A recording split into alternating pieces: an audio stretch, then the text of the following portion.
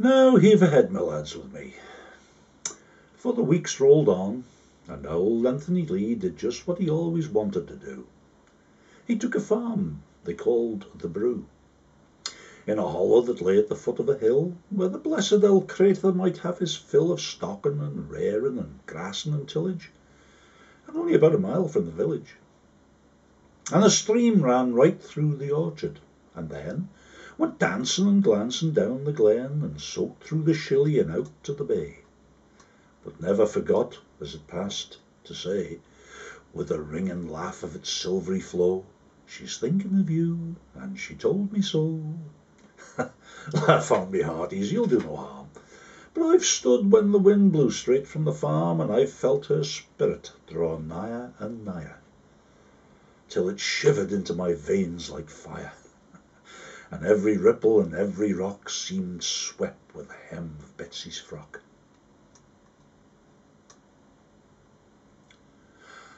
But of course, little Sim. Is he off? Little lad, just fit us the Glim. Ah, beauty, beauty, no matter for him, isn't he good? With his nose like a shell and his mouth like a bud, there's sauce enough in that there lip to aggravate ever a man in the ship. Did you hear him today, Agate of his chaff? Well, how he made the skipper laugh. Just come here and look at him, mates. Isn't he like them things up the Straits? Them pictures the Romans has got in their chapels. Brave little chaps with their cheeks like apples, holding on to their mothers' petticoats, and looking as pert and bold as goats. Bless me, the body them craters has got, clean without a speck or a spot. And they calls the little boy Jesus, and her, with her head wrapped up in a handkercher, they calls the Virgin, and all them starts a pattering, nostering, and bless their hearts. What's he dreaming of now, little lad? Brother and sister and mother and dad? And lobsters a creeping about the creel, and granny humming her spinning wheel, or him in the parlour a lying in bed, and a twigging the spiders overhead. Hushy bow babby upon the tree top, and when the wind blows the cradle will rock. Ha, Simmy, me boy, I've done me best. Something like that. But as for the rest... Go on, is that your shout? Well, what is this I was thinking about? I'm in for it now, and it's no use bilking. Oh, aye, the milking. Old Anthony's milking. I never thought of for the whys or the bows, but I was always terrible fond of cows. Now, aren't they innocent things, them Bas'es? And haven't they got owl innocent faces? A struggin their legs that lazy way, or a standing as they meant to pray. They're that solemn and loving and studying wise, and buttermelting in their big eyes. What do you think about that, John? Is it the stuff they're feeding on? The clover and meadow grass and rushes, and them going picking among the bushes, and sniffing the dew when it's fresh and fine, the sweetest brew of God's own wine.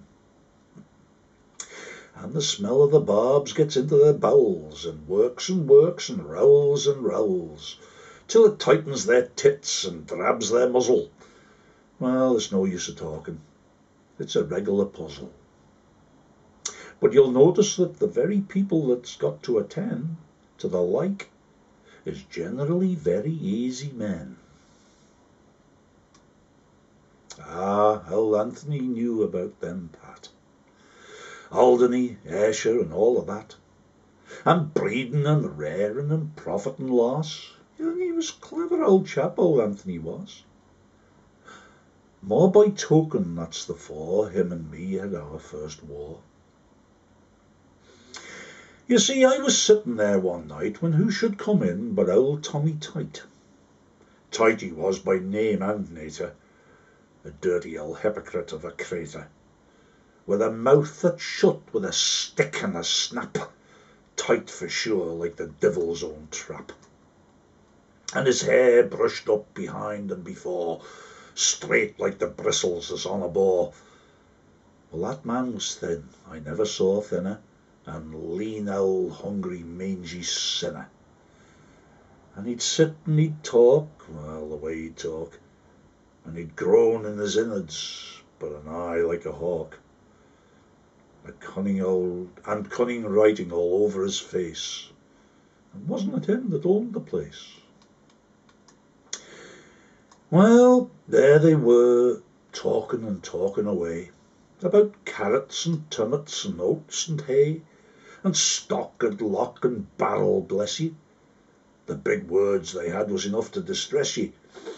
With their pipes in each other's faces smooking, and me looking and longing and looking for Betsy's little signs, the way them pretty creatures finds to talk without talking. It's really grand. A tap of the foot, a twitch of the hand, a heise of the neck, a heave of the breast, a stoop like a bird upon a nest, a look like father, a look at mother, one knee swinging over the other, a looking lower and a looking higher, a long straight look into the fire, a look of joy and a look of pain, but bless me, you'd understand what I mean. So on they talked till all the fun in her darling little face begun to work, and I couldn't howl it in, and I laughed like anything. My goodness, the mad old Anthony got, with his eyes so wide and his cheeks as hot and as red as a coal, and the other fellow was turning green and turning yellow, and the old woman bucked up, as proud as you please. But old Anthony spoke, and says he says, "It's most unfortunate. I hope you will. I mean, it's most disrespectable. But I hopes, Mr. Tight, as you'll excuse—" And so he went on with his parley-voos. "Just a young man from the shore," says he, "as drops in the evening for company. A humble neighbour as don't know better. You see, Mr. Tight, I knew his father." Well, I choked that down, but I says to myself, pretending to stare at the plates on the shelf, "You've got me, old man, but I'll owe you one for that before the stakes is drawn." But it's my belief that from that day he never liked me anyway. But about the milking, all right, I'm nearly as bad as old Tommy Tight, spinning round and round, and never a knowing where I'm bound. Well, mostly every evening, you see, I was up at the milking with Betsy Lee, for when she was milking, she was always singing. I don't know what it was, maybe the ringing of the milk coming tearing into the can, and a swish and a swelsh and a tantaran, and making that lawyer gent what that lawyer gent was calling a sort of a compliment. But the look of a cow was enough to do it, and her breath in her neck, the way she slew it, as if she was saying, the patient she stood, "Milk away, it's doing me good." And the sun going down and the moon coming up, and maybe you taking a little sup, and the steam of the hay on your forehead pressing, agin her round side. But for all it's a blessing when they're nice and quiet, for there's some of them rough and kicky and pushy and bold enough.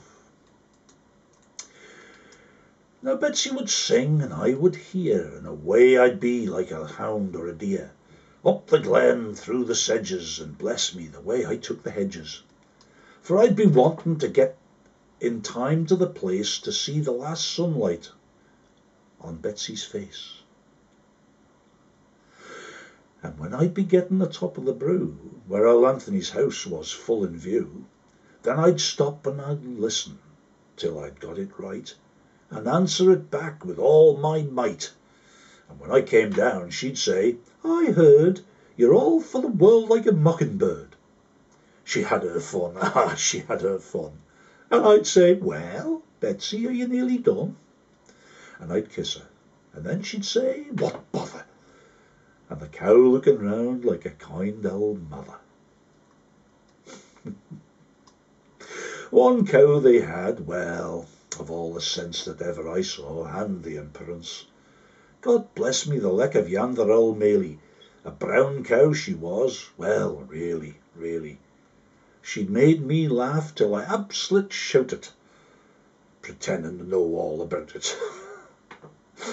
Well, one evening I'd been laughing like a fool, and Betsy nearly fallen off the stool in the orchard, and the apple blossoms there was shredding down on Betsy's hair, and I was picking them off, d'ye see, and the cow was looking and smiling at me, when creak went the gate, and who should appear but Mr. Richard Taylor, Esquire. That's the lawyer chap, says he, pleasantly engaged, Miss Lee. So Betsy was all of a twitter-leck, and she watched the handkerchief round her neck, and straightened her hair and smoothed her brat, and says, good evening, just like that. Well, I hardly knew what to do or say, so I just sat down and milked away. But Betsy stood up to him like a man. Goodness, how that girl's tongue ran, like the tick of a watch or the buzz of a reel, and hoity-toity and quite genteel. Rittle-rattle the talk it came, and as grand the two of them. I might have been 1,000 miles away. Of course, I know what you'll say, but I couldn't stand it. So I watched my chance. And I turned the tit and I gave it him once, a right good scoot betwixt the eyes. Oh, murder, what her eyes! With the milk all streaming down his breast, and his shirt and his pins and all the rest, and a brand new waistcoat spoiled, and him spluttering and a wiping his face and muttering, and at last he says, I shall go, says he, and communicate this to Mr. Lee. Oh, Tom, says Betsy. Oh, Betsy, says I. Whatever, says she, and she began to cry. Well, I says, it's no wonder of me, with all your rancy-tancy tissimity. But she soon made it up, and was getting late, and again I heard the garden gate. There, says I, he's going, so now, little missus, and kisses, kisses, kisses. Take care, says she. Never fear, says I. Yes, a fool, an old fool, but she loved me, Ned. So I cleared the fence and the stream and the pebbles, chiming all night with the little trebles and tenors and basses down at the fall, answering back with a kindly call. She used to tell me it sent her to sleep. Just at the dam it was middling deep, and I crossed the glen and I took a short cut, and all at once I heard a foot. I guessed it was him, and I was right, with his boots going winking through the night. Good night, says I. Good night, says he. And what did you tell old Anthony Lee? Then he begun, and he cussed and he swore, the devil behind and the devil before, and all what he'd do, and he'd have the law, and if it hadn't been... Come, stop that jaw. Have it out, Mr. Taylor, says I. Here we are under God's own sky. Have it out like a man, if it's a man you are. Have it out, my lad, if you dare. And don't stand there like a blue baboon with your long teeth chattering in the moon. Not if I knows it, says he. Tom Baynes, no, says he. I've other mains. Have ye, says I, and grips him straight, and sends him flying over Agate, and gives him a look, and nothing stirred. But he kept his word.